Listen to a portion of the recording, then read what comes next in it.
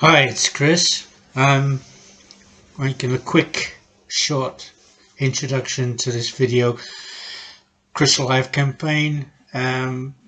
It's a bye-bye to anti-social media and all the restrictions and censorship that goes on. It's a dictatorship now. And to introduce our new network, there's also a video from a young lady from 1992 warning the world about the mismanagement of our lives. It's down to you people what you do. Our videos are self-explanatory, so I hope you'll get on board. All the information for contact is on the videos. Thank you.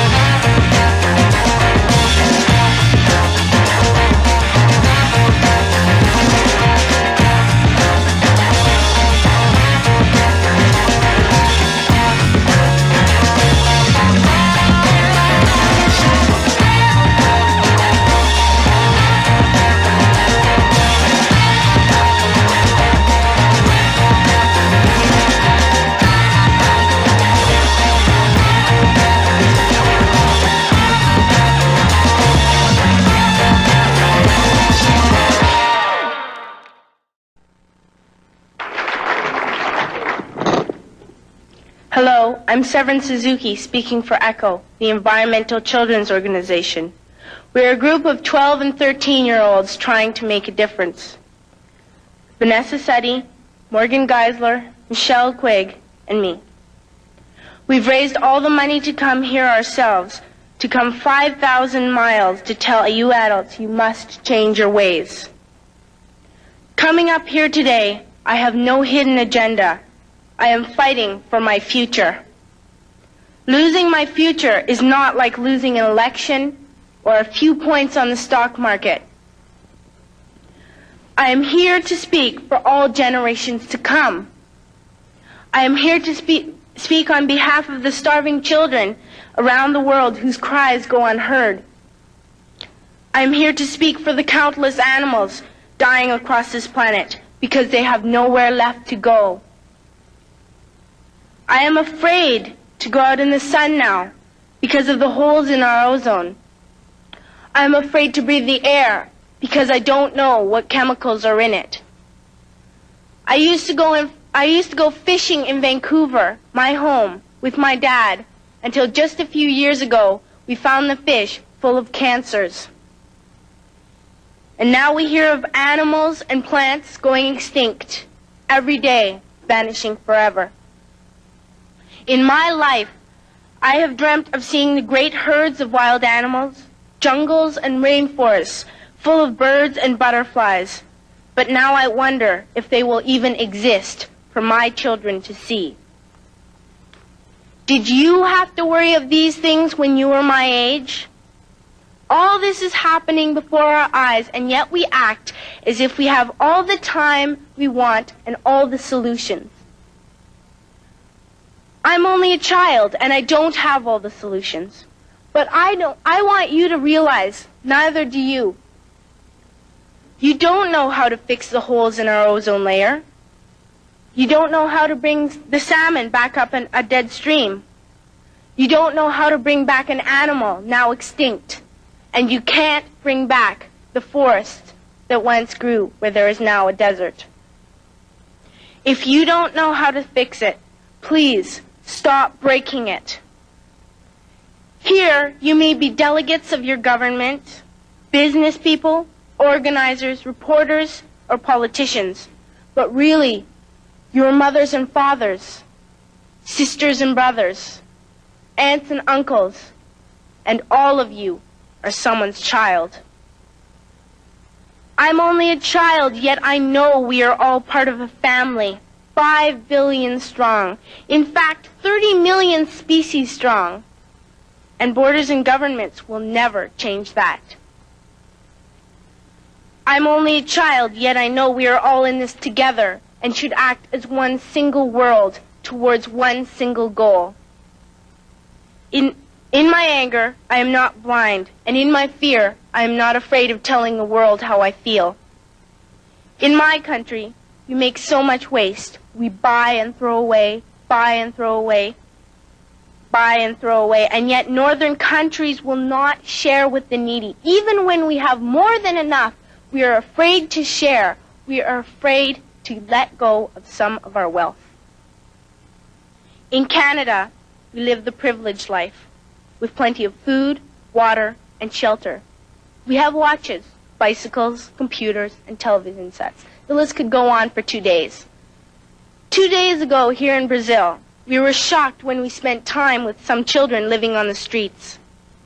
This is what one child told us. I wish I was rich. And if I were, I would give all the street children food, clothes, medicines, shelter, and love and affection. If a child on the streets who has nothing is willing to share, why are we who have everything still so greedy? I can't stop thinking that these are children my own age, that it makes a tremendous difference where you are born. That I could be one of those children living in the favelas of Rio. I could be a child starving in Somalia, or a victim of war in the Middle East, or a beggar in India. I am only a child, yet I know if all the money spent on war was spent on finding environmental answers, ending poverty, and finding treaties, what a wonderful place this earth would be. At school, even in kindergarten, you teach us how to behave in the world. You teach us not to fight with others, to work things out, to respect others, to clean up our mess, not to hurt other creatures, to share, not be greedy. Then why do you go out and do the things you tell us not to do? Do not forget why you are attending these conferences, who you're doing this for. We are your own children. You are deciding what kind of a world we are growing up in. Parents should be able to comfort their children by saying, everything's going to be all right. It's not the end of the world, and we're doing the best we can. But I don't think you can say that to us anymore. Are we even on your list of priorities? My dad always says, you are what you do, not what you say. Well, what you do makes me cry at night. You grown-ups say you love us, but I